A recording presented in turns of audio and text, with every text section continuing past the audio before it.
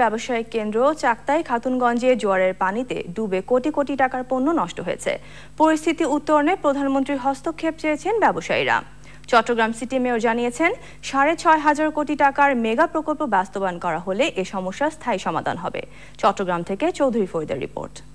হাজার বছরের ইতিহাসের সাথে জড়িয়ে আছে দেশের পাইকারি ব্যবসা কেন্দ্র হিসেবে পরিচিত চট্টগ্রামের চাকতাই, খাতুনগঞ্জ ও আসাদগঞ্জ এলাকা।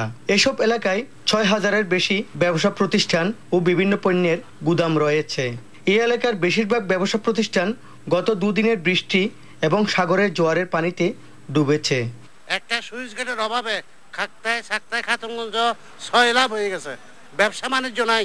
হলুদ, জিরা, মরিচ, চিনি আছে, এগুলো সব ভিজে গেছে।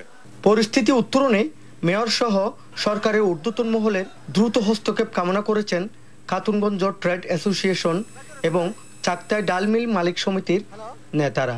সরকার এই মুহূর্তে এইটাকে রক্ষা করার জন্য খুবই জরুরি পদক্ষেপ নেওয়া উচিত। পানিতে মাল নষ্ট হচ্ছে, বিলিতে মাল নষ্ট হচ্ছে, মানে আমাদের করুণ অবস্থা। আমরা আজকে দেউলিয়া হয়ে বসেছি জলবদ্ধতা দূর। চট্টগ্রাম সিটি মেয়র বলেছেন, চট্টগ্রামের ৩৭টি খাল দখলমুক্ত করে খনন করা হলে এবং কর্ণফুলী নদীর ক্যাপিটাল ড্রেজিং এর ব্যবস্থা করা গেলেই চট্টগ্রাম নগরের জলবদ্ধতা অনেকাংশেই কমবে। ক্যাপিটাল ড্রেজিংটা যদি করতে পারি তাহলে দেখা যায় কর্ণফুলী নদীর ধারণ ক্ষমতা বৃদ্ধি পাবে। তাহলে পানি এখন যেই পরিমাণ হচ্ছে বা যে পরিমাণ পানি শহরে প্রবেশ করছে, এটার পরিমাণটার সংখ্যাটা অনেকটা কমবে। এটা বাংলাদেশের অন্যতম পাইকারি বাজার চট্টগ্রামের খাতুনগঞ্জ চাকতাই ব্যবসায়ীরা চাই দ্রুত এই জলাবদ্ধতার অবসান। চট্টগ্রামের খাতুনগঞ্জ থেকে চৌধুরী ফরিদ, চ্যানেল আই।